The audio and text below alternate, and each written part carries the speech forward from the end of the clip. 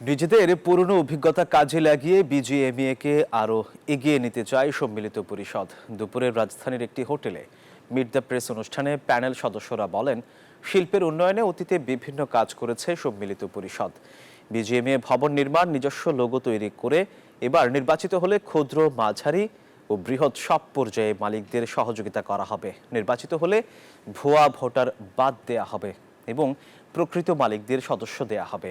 এ সময় বক্তারা আরও বলেন, বিজিএমইএ এর উন্নয়নের জন্য নেতৃত্বের ধারাবাহিকতা প্রয়োজন। তাই সম্মিলিত পরিষদকে আবারও সমর্থন দিতে ভোটারদের প্রতি আহ্বান জানান প্যানেলের নেতারা।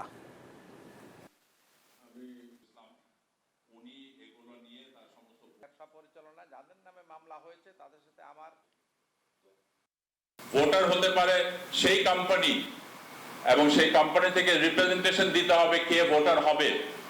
সেইটা 2024-এর আপ টু ডেট পেমেন্ট থাকলেই সে হতে পারে, কিন্তু দেখা গেছে 2024-এ 327 জন এবং 2025 নতুন করে মেম্বারশিপ রিনিউ হয়েছে সবকিছু 281, 608 জন কিন্তু সবকিছু পেমেন্ট থাকার পরও ভোটার হতে পারে না।